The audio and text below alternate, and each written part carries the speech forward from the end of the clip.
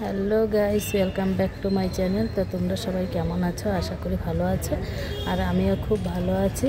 আর দেখো, আমি কিন্তু এখন বাজে 10টা। আমি কিন্তু স্নান টান করে কাপড় জামা কেচে ছাদে চলে এসেছি কাপড় মিলতে।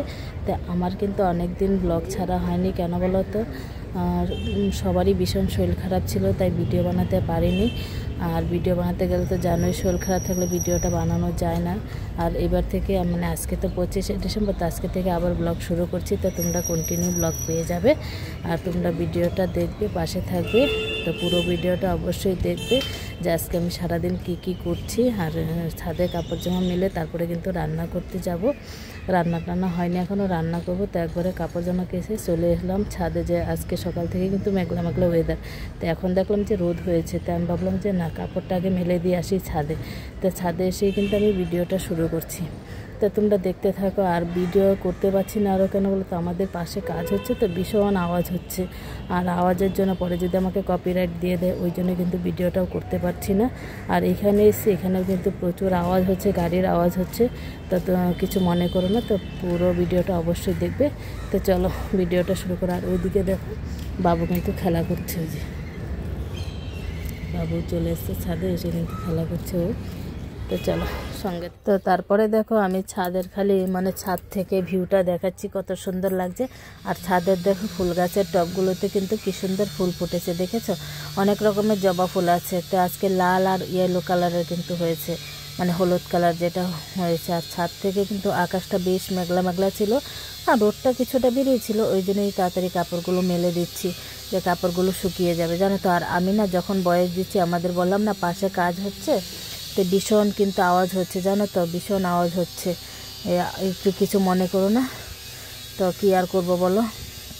তারপরে দেখো, এদিকে কিন্তু কাপড় জামাগুলো সমস্ত মেলে দিয়ে দিয়েছি।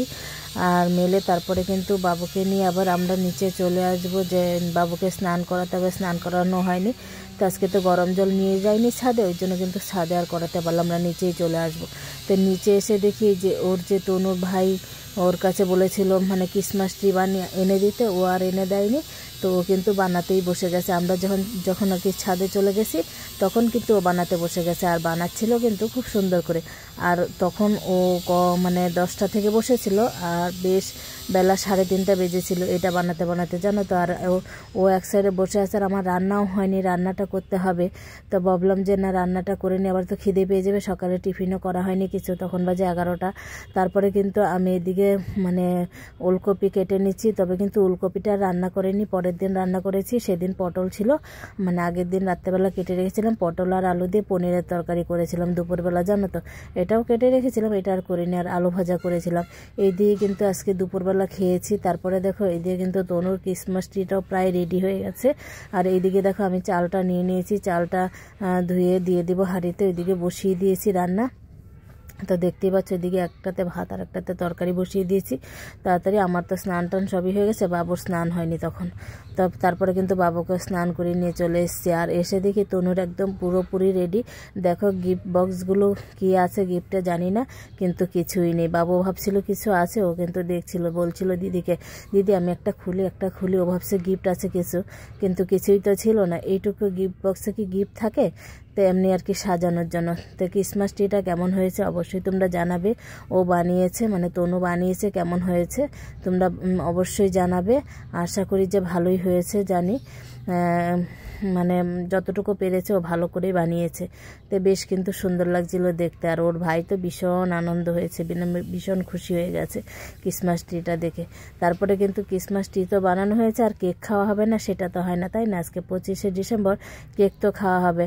আর আমি না কি বলতো, মানে এই ও কেক আনা হয়নি, তো ওর বাবা কিন্তু রাত্রেবেলা কেক নিয়ে এসেছিলো। তো বলেনি ও যে কেক আনবে, তো রাত্রেবেলা কিন্তু কেক নিয়ে এসেছিলো। আর কেক নিয়ে এসছে, কেক কাটা হবে না সেটা তো হয় না, কেক কাটাও কিন্তু হয়েছে আমাদের লাস্টে। কেক রাত্রেবেলা কেক কেটে সবাই মিলে খেয়েছি, বেশ কিন্তু আনন্দ। আর দেখো গিফট বক্স অনেকগুলো কিন্তু বানিয়েছে, গিফটের 5টা 6টা বানিয়েছে মনে হয়। তো যাই হোক, তো ক্রিসমাসটি তোমাদের কেমন কেটেছে অবশ্যই কমেন্টে বলবে। তো আমাদের কিন্তু বেশ ঘরে বসেই ভালোই কেটেছে। তারপরে দেখো এদিকে খাওয়া দাওয়া করে তনু কিন্তু বসে গেছে, ও কিন্তু সেলাই নিয়ে। দেখো ও কিন্তু নিজেই সেলাই করছে এইগুলো, জানো তো, একটা রুমাল বানাচ্ছে। তো বেশ কিন্তু সুন্দর হচ্ছে। আর এটা কিন্তু পুরোপুরি হয়নি, পুরোপুরি হলে তোমাদের দেখাবো। হাফ হয়েছে, দেখতেই পাচ্ছ কত সুন্দর গোলাপ ফুল বানিয়েছে, খুব খুব কিন্তু সুন্দর হয়েছে। আর এদিকে দেখো বাবু আর আমি এদিকে সন্ধ্যাবেলা চা খেতে বসে গেছি, মুড়ি দিয়ে চা খেয়ে নিচ্ছি। আর খেয়ে টেয়ে তারপরে যে কাপড় জামাগুলো তুলে এনেছিলাম ছাদ থেকে, সেগুলো কিন্তু ভাঁজ করা হয়নি, সেগুলো ভাঁজ করে নিচ্ছি। আর ভাঁজ টাজ করে ভাবলাম যে একটুখানি রাস্তায় বেরোবো, আজকে 25শে ডিসেম্বর, রাস্তায় বেরোবো না সেটা তো হয় না, একটু বেরোবো। তো বেরিয়ে কিন্তু একটু ওর দাদুর ঘরে গেলাম, গিয়ে হেঁটে আসলাম, একটু বেশ ভালোই লাগছে। তা দেখো এই যে দেখো কেক কাটা রাত্রে ওর দাদুর ঘরতে আসার পরে কিন্তু রাত্রেবেলা ওর বাবাও যখন আসলো তখন কিন্তু কেকটা কাটা হয়েছিল। তো এই যে এই কেকটা কিন্তু এনেছে, কেকটা খেতে কিন্তু ভীষণই ভালো ছিল, দারুণ লাগছিল, ক্রিম ছিল না, দারুণ লাগছে খেতে। আর ক্রিমওয়ালা কেক তো শুধু ক্রিম থাকে, এটাতে কিন্তু একদম একটুকু ক্রিম নেই। আর খেতে কিন্তু দারুণ ভীষণই ভালো লাগছে, আমার তো ভীষণই ভালো লাগছে, বাবুরও খুব ভালো লেগেছে, আমাদের সবাইরই খুব ভালো লেগেছে এই কেকটা। তো তারপরে দেখো খুবই কিন্তু আনন্দ করছিলাম আমরা ক্রিসমাস ট্রির দিন, ভীষণ আনন্দ। আমরা কিন্তু কোথাও বেরোইনি, জানো তো, বেরোইনি কেন বলো তো, আর ক্রিসমাস 25শে ডিসেম্বরে ভীষণ ভিড় থাকে রাস্তায়, ভীষণ জ্যাম, এত বেরোইলে অবস্থা খারাপ হয়ে যায়, এর জন্য আর বেরোইনি।